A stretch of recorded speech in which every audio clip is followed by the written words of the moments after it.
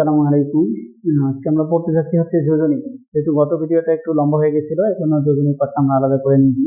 তো আজকে পড়বো হচ্ছে যোজনী কাকে বলে। তো যোজনী কাকে বলে, সাধারণত হচ্ছে যোজনী হচ্ছে কোনো একটা মৌলের সাথে অপর কোনো একটা মৌলের যুক্ত হওয়ার যে সামর্থ্য বা ক্ষমতা, সেটাকে বলা হচ্ছে যোজনী। আমরা যদি সহজভাবে দেখি এটাকে, যে আসলে যোজনীটা কি, সেটা বলতে পারি যে আহ একটা মৌল অপর একটা মৌলের সাথে যুক্ত হয়ে বন্ধন গঠন করার সময় এই মৌলগুলো যতগুলো ইলেকট্রন সর্বশেষ কক্ষপথ থেকে যতগুলো ইলেকট্রন ছেড়ে দিচ্ছে বা নিষ্ক্রিয় অবস্থায় চলে যাওয়ার জন্য সর্বশেষ কক্ষপথে যতগুলো ইলেকট্রন গ্রহণ করতেছে বা ছেড়ে দিচ্ছে অথবা শেয়ার করতেছে, সেই ইলেকট্রন গুলোকে সাধারণত ওই মৌলের যোজনী বলা হয়ে থাকে।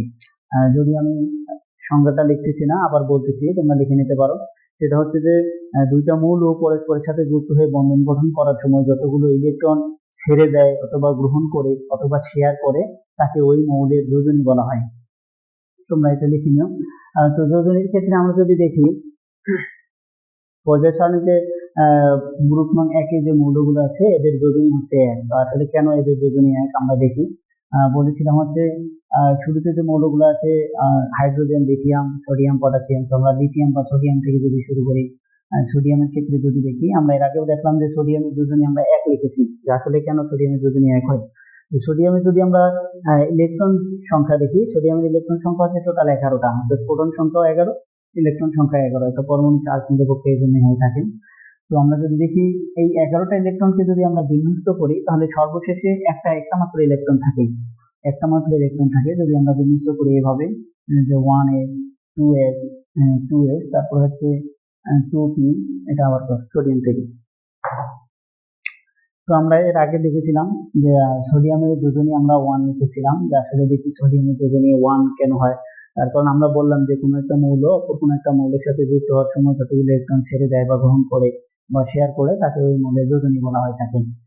তো আমরা দেখলাম যে সোডিয়াম ক্লোরাইড যখন বলেছিলাম, তো সংক্ষিপ্তের সময় বলেছিলাম যে সোডিয়ামের যোজনী হচ্ছে এক, সেটা ক্লোরিনে ব্যবহৃত হয়েছে। ক্লোরিনের যোজনী এক, এটা এখানে ব্যবহৃত হয়েছে। যেহেতু এখানে একটা করে ইলেকট্রন আদান প্রদান হচ্ছে, এজন্য সোডিয়ামের যোজনী এক হচ্ছে, ক্লোরিনের যোজনী এক। কিন্তু কোন ইলেকট্রনটা আদান প্রদান হচ্ছে বা কোন ইলেকট্রন গুলো শেয়ার হচ্ছে, সেগুলো আমরা দেখবো। সোডিয়ামের ক্ষেত্রে যদি দেখি, সোডিয়ামের প্রোটন সংখ্যা হচ্ছে 11। আর আমরা জানি যে পরমাণু দুই দিক নিরপেক্ষ বা চার্জ নিরপেক্ষ, কারণ এটা হচ্ছে ইলেকট্রন সংখ্যা এবং প্রোটন সংখ্যা একই থাকে প্রথম প্রাথমিক অবস্থায়। তো যেহেতু সোডিয়ামের প্রোটন সংখ্যা 11, তার মানে হচ্ছে ইলেকট্রন সংখ্যা এই অবস্থায় 11টা আছে। এই 11টা ইলেকট্রনকে যদি আমরা বিন্যস্ত করি, যে 1s², 2s², 2p6, 3s হচ্ছে 1, অর্থাৎ এখানে 11টা ইলেকট্রন আছে। আমরা ইলেকট্রন বিন্যাস করেছি। এখানে প্রথম কক্ষপথে 2টা ইলেকট্রন আছে, দ্বিতীয় কক্ষপথে 2টা। তো এখানে পর্যন্ত যদি দেখি, এখানে হচ্ছে 10টা ইলেকট্রন আছে টোটাল। এরপরে ইলেকট্রন আছে একটা। তো এই যে সর্বশেষ কক্ষপথে যে একটা ইলেকট্রন থাকে, সর্বশেষ অরবিটালে যে একটা ইলেকট্রন থাকে, এরকম একটা ইলেকট্রন অথবা 2টা ইলেকট্রন যদি থাকে, তাহলে এই ইলেকট্রন গুলো তারা খুব সহজেই ছেড়ে দিতে পারে। আর এই ইলেকট্রন গুলো যে ইলেকট্রন গুলো ছেড়ে দিচ্ছে বা দান করতেছে, সেই ইলেকট্রনটাকে আমরা বলতেছি হচ্ছে যোজনী। এটা কিন্তু ধাতুর ক্ষেত্রে হয়ে থাকে। ইলেকট্রন আবার সবাই ছেড়ে দেয় না, শুধু ধাতুর যে মৌলগুলো আছে এরা ইলেকট্রন ছেড়ে দিয়ে থাকে। তো এদের ক্ষেত্রে আমরা বলতেছি এই যে একটা ইলেকট্রন আছে, সেটা হচ্ছে সোডিয়ামের জন্য যোজনী। তো ইলেকট্রনটা কেন সোডিয়াম ছেড়ে দিচ্ছি, আমরা প্রথমে বললাম যে ইলেকট্রনটা ছেড়ে দেওয়ার কারণ হচ্ছে সোডিয়ামটা নিষ্ক্রিয় অবস্থায় থাকতে। আসলে সবাই নিষ্ক্রিয় অবস্থায় থাকতে চায়। যেমন যদি আমরা আমাদের নিজের কথা চিন্তা করে থাকি, তাহলে আমরাও কিন্তু সরকারি চাকরির মানে খুব প্রত্যাশা করি, যে যদি সরকারি চাকরি হয়ে যায় তাহলে আরামসে ঘুমাইতে পারবো, একটা শান্তির জিন্দেগি, আমরা এটা মনে করে থাকি। তো এটার ক্ষেত্রে হচ্ছে সোডিয়াম এরকম সরকারি চাকরি চায়। আসলে সোডিয়ামের ক্ষেত্রে তো সরকারি চাকরি পাওয়া সম্ভব নয়। তো সোডিয়াম ছাড়া হচ্ছে যে পদার্থনীতে আমাদের যে নিষ্ক্রিয় মৌলগুলো আছে, যাদের সর্বশেষ কক্ষপথে ইলেকট্রন সংখ্যা 8টা করে আছে, এদেরকে নিষ্ক্রিয় মৌল বলা হয় থাকে। যেমন হিলিয়াম, নিয়ন, আর্গন, ক্রিপ্টন, জেনন, রেডন, তোমরা পড়েছো অবশ্যই ইনশাআল্লাহ। তো এইরকম এই নিষ্ক্রিয় গ্যাসগুলোর মতো প্রত্যেকটা মৌলই হতে চায়। তো সোডিয়ামও চায় এরকম হতে। তো সোডিয়াম যখন বিক্রিয়া অংশগ্রহণ করে বা বন্ধন গঠন করতে চায়, তখন সোডিয়াম এই কক্ষপথ দিকে যদি একটা ইলেকট্রন ছেড়ে দেয়, তাহলে সোডিয়াম এরকম ধনাত্মক আয়ন হয়ে গেলে, দেখো এখানে 1s2, 2s2, 2p6 এরকম হয়ে গেছে। যে প্রথম কক্ষপথে 2টা আছে, পরবর্তীতে 8টা আছে। তো এইটা সব মৌলই চায়। তো এই মূলত ইলেকট্রন বিন্যাসটা অর্জন করার জন্য বা নিষ্ক্রিয় হয়ে যাওয়ার জন্য সোডিয়াম তার কক্ষপথ থেকে একটা ইলেকট্রন ছেড়ে দেয়। অনুরূপভাবে যদি আমরা ক্লোরিনের ক্ষেত্রে দেখি, আমরা সোডিয়াম ক্লোরাইড দেখেছিলাম লবণের ক্ষেত্রে। যদি আমরা ক্লোরিনের ক্ষেত্রে চিন্তা করি, তাহলে ক্লোরিনের ক্ষেত্রে হচ্ছে ক্লোরিনের প্রোটন সংখ্যা হচ্ছে 17, আর প্রাথমিক অবস্থায় ইলেকট্রন সংখ্যা হচ্ছে 17। তাহলে এখানে 1s স্কয়ার আছে, 2s square, 2p 6, 3s square, 3p 6, এদিকে হচ্ছে 10টা, কত আছে 17। তাহলে এখানে হচ্ছে 10টা, আমাদের হচ্ছে এখানে হয়ে গেল 12টা, আর হচ্ছে 5টা আছে, তাহলে এখানে আমরা 5টা দিয়ে দিই। তাহলে এখন চিন্তা করে দেখো যে পি অরবিটাল আছে, পি অরবিটালের মধ্যে 5টা ইলেকট্রন আছে। আমরা জানি যে পি অরবিটালের সর্বোচ্চ ইলেকট্রন ধারণ ক্ষমতা হচ্ছে 6টা, সর্বোচ্চ 6টা ইলেকট্রন থাকতে পারবে, এর বেশি থাকতে পারবে না। তো আমরা যদি এটাকে আবার অরবিটাল ভিত্তিক সাজাই নিই, তাহলে প্রথম দুইটা ইলেকট্রন, তারপরে হচ্ছে 8টা ইলেকট্রন, তারপরে যদি দেখি 7টা ইলেকট্রন। তাহলে এখানে যদি 8টা ইলেকট্রন হয়ে যায়, তাহলে কিন্তু নিষ্ক্রিয় গ্যাসের মতো ক্লোরিনও নিষ্ক্রিয় হয়ে যেতে পারবে, অর্থাৎ সরকারি চাকরিজীবীর মতো আরামে ঘুমাইতে পারবে আর কি। তো ক্লোরিন এই সরকারি চাকরিজীবী হওয়ার জন্য বা নিষ্ক্রিয় হয়ে যাওয়ার জন্য, আরামে ঘুমানোর জন্য মনে করতে পারো ও হচ্ছে সর্বশেষ কক্ষপথে তার আর একটা ইলেকট্রনের দরকার। আর যদি আমরা বলি যে সে তো 7টা ইলেকট্রন ছেড়ে দিতে পারে, যে 7টা ইলেকট্রন ছেড়ে দেয়, তাহলে তো সে আবার নিষ্ক্রিয় হয়ে যাচ্ছে। আসলে 7টা ইলেকট্রন কখনো ছেড়ে দেওয়া সম্ভব না, এটা অনেক প্রচুর পরিমাণে শক্তির প্রয়োজন। তার থেকে একটা ইলেকট্রন কারো কাছ থেকে নেওয়াটা সহজ বিষয়।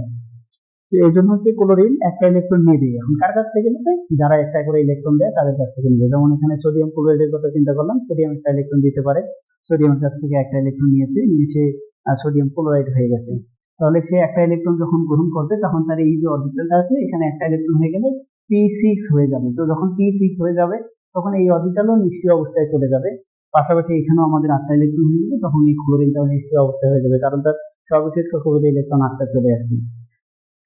তো আমরা বুঝতে পারলাম যে একটা ইলেকট্রন যেহেতু ক্লোরিন গ্রহণ করেছে, এই জন্য ক্লোরিনের ক্ষেত্রে হচ্ছে যেহেতু ক্লোরিন একটা ইলেকট্রন গ্রহণ করেছে, এর জন্য হচ্ছে যেহেতু ক্লোরিন একটা ইলেকট্রন গ্রহণ করেছে, এর জন্য ক্লোরিন নিষ্ক্রিয় হয়ে গেছে একটা ইলেকট্রন গ্রহণ করার সময়। আর তখন কিন্তু আমরা এটাকে ঋণাত্মক চার্জ বলে থাকি। এখানে যেমন একটা ইলেকট্রন ছেড়ে দিয়েছে, এটাকে ধনাত্মক চার্জ বলতেছি। আর এখানে ক্লোরিন একটা গ্রহণ করার কারণে সে ঋণাত্মক চার্জ হয়ে যাচ্ছে, তখন কিন্তু তার ইলেকট্রন বিন্যাস এটা p6 হয়ে যাচ্ছে, এটা চলে আসবে তখন।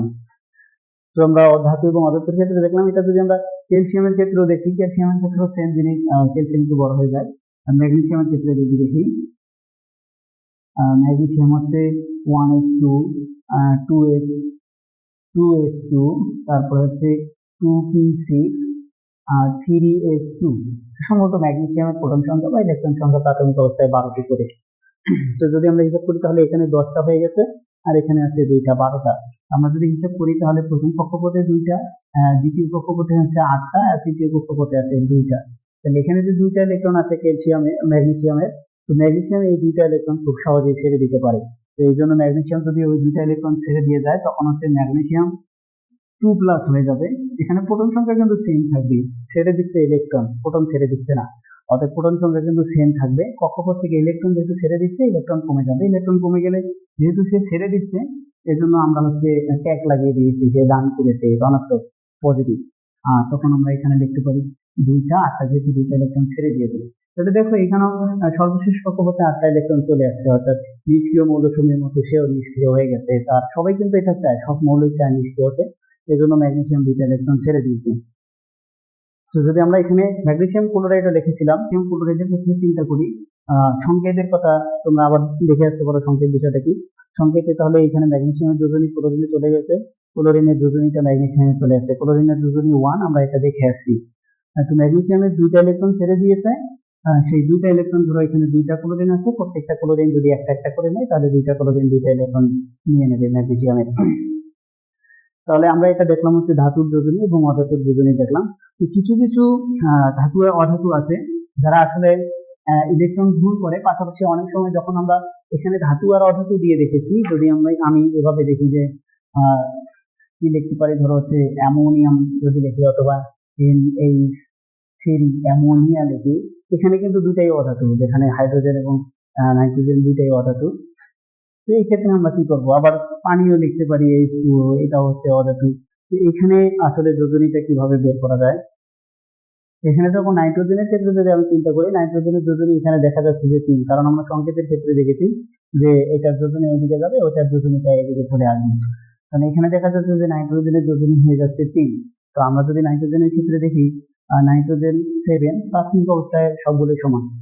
তো এখানে নাইট্রোজেনের যোজনী কিভাবে 3 হলো? এখানে তো হাইড্রোজেন ইলেকট্রন ছেড়ে দিতে পারবে না, দান করতে পারবে না, কারণ তার ইলেকট্রনই আছে একটা। যদি একটা ইলেকট্রন দান করে দেয় তাহলে তার কক্ষপথ থাকতেছে না, কক্ষপথ শূন্য হয়ে যাচ্ছে। অতএব হাইড্রোজেন তো ইলেকট্রন ছেড়ে দিতে পারবে না। এছাড়াও কারণ আছে আরো। আর নাইট্রোজেন যে আছে, নাইট্রোজেন এখানে ইলেকট্রন গ্রহণ করতে পারবে না। যদি কেউ ছেড়ে না দেয় তাহলে নাইট্রোজেন গ্রহণ করবে কিভাবে? অতএব কেউ ছেড়ে দিতে পারতেছে না। অতএব নাইট্রোজেন এখানে অষ্টপূর্ণ করার জন্য বা সর্বশেষ কক্ষপথে 8টা ইলেকট্রন নিয়ে আসার জন্য যে হাইড্রোজেন আছে, হাইড্রোজেনের সাথে ইলেকট্রন শেয়ার করতেছে। দেখো আমরা কিন্তু যোজনীর যে ডেফিনেশন বা সংজ্ঞাটা ছিল সেই সংজ্ঞাটার মধ্যে আমরা বলে আসছি যে ইলেকট্রন শেয়ার, আদান প্রদান বলেছি, গ্রহণ বা ছেড়ে দেওয়া বলেছি, এবং বলেছি শেয়ারের মাধ্যমে যখন বন্ধন গঠন করে সেই শেয়ারকৃত ইলেকট্রনটাকে তার যোজনী বলে।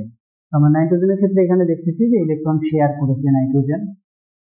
অর্থাৎ এখানে হাইড্রোজেনের একটা, নাইট্রোজেনের সর্বশেষ কক্ষপথে বা সবশেষ পর্যায়ে 5টা ইলেকট্রন থাকে। তাহলে এখানে হাইড্রোজেনের একটা করে আর নাইট্রোজেনের একটা করে, তাহলে এরা হচ্ছে শেয়ার হচ্ছে। তাহলে 1 2 3 4 5 6 7 8 8টা হয়ে গেছে। তো এখানে নাইট্রোজেন শেয়ার করেছে 3টা ইলেকট্রন। আমরা বলেছি যতটা ইলেকট্রন শেয়ার করে সেটা হচ্ছে তার যোজনী। তাহলে নাইট্রোজেন এখানে 3টা ইলেকট্রন শেয়ার করেছে। কেন নাইট্রোজেন 3টা ইলেকট্রন শেয়ার করছে বা এর থেকে বেশি ইলেকট্রন শেয়ার করতে পারবে কিনা সেটা আমরা দেখি। তো 1s 2s 2 2 3, তাহলে 4 হয়ে গেছে। এখানে সম্ভবত 3 আছে, তাহলে 7টা হয়ে যাচ্ছে। তাহলে আমরা এই যে স্ট্রাকচারটা, এই স্ট্রাকচারটা যদি দেখি, পি অরবিটালের স্ট্রাকচারটা যদি দেখি, পি অরবিটাল স্ট্রাকচারটা এটাকে সাধারণত 3 ভাগে ভাগ করা যায়। একটা হচ্ছে পি এস, আর একটা হচ্ছে পি ওয়াই, পি জে। এই বিষয়গুলো কি, এগুলো পরে আমরা আলোচনা করব, কোয়ান্টাম সংখ্যায় গিয়ে এগুলো বিস্তারিত আলোচনা করব। আপাতত এটা দেখো যে পি যে অরবিটালটা আছে এটাকে 3টা ভাগে ভাগ করা যায়। আমরা P S, P Y, P Z দ্বারা ভাগ করেছি। তো এখানে 3টা ইলেকট্রন আছে, 3টা বিজোড় অবস্থায় আছে। এটা হচ্ছে মূল বিষয়। এই প্রত্যেকটা যে অরবিটাল আছে এটা দুইটা দুইটা করে ইলেকট্রন গ্রহণ করতে পারে। এ দুইটা নিতে পারবে, এ দুইটা নিতে পারবে, এ দুইটা নিতে পারবে। তাহলে 3 দুগুণ পি অরবিটালে সর্বোচ্চ ইলেকট্রন ধারণ ক্ষমতা 6টা যেটা। তাহলে এখানে যে একটা একটা করে বিজোড় ইলেকট্রন আছে, এই যে যতগুলো বিজোড় ইলেকট্রন থাকবে, এরকম অরবিটালে যতগুলো বিজোড় ইলেকট্রন থাকবে, এই বিজোড় ইলেকট্রন গুলো হবে ওই অধাতুর ক্ষেত্রে যোজনী। আর সাধারণত এই বিজোড় ইলেকট্রন গুলোই বন্ধন গঠন করার সময় শেয়ার করে থাকে, এর বেশি কিন্তু শেয়ার করতে পারবে না। তো আমরা এখানে নাইট্রোজেনের ক্ষেত্রে যে দেখেছি, তোমরা দেখবে যে সবসময় নাইট্রোজেনের ক্ষেত্রে 3টা করে ইলেকট্রনই সবসময় বন্ধন গঠন করে থাকে শেয়ারের মাধ্যমে। আর এই দুটা কিন্তু এক জোড়া ইলেকট্রন, সেটা বন্ধন গঠনে অংশগ্রহণ করে না ওইভাবে। তো আমরা যখন সন্নিবেশ করে থাকি তখন, যাই হোক এটা পরের বিষয়। কিন্তু এই 3টা করে ইলেকট্রন সবসময় সমযোজিত থাকে। তো সমযোজিত যে ইলেকট্রন গুলো থাকবে সেগুলোই হচ্ছে মূলত যোজনী। তাহলে আমরা দেখেছি নাইট্রোজেনের এখানে 3টা ইলেকট্রন বন্ধন গঠনে অংশগ্রহণ করতেছে, তাহলে এই 3টা হচ্ছে নাইট্রোজেনের যোজনী। এই 3টা ইলেকট্রনই কিন্তু নাইট্রোজেনের যোজনী। তোমরা হয়তো অনেক সময় পড়ে থাকো যে নাইট্রোজেন পরিবর্তনশীল যোজনী প্রদর্শন করে। পরিবর্তনশীল যোজনীর বিষয়টা হচ্ছে যখন একটা মৌল একাধিক যোজনী প্রদর্শন করে তখন ওই মৌলটাকে পরিবর্তনশীল যোজনী মৌল বলা হয়।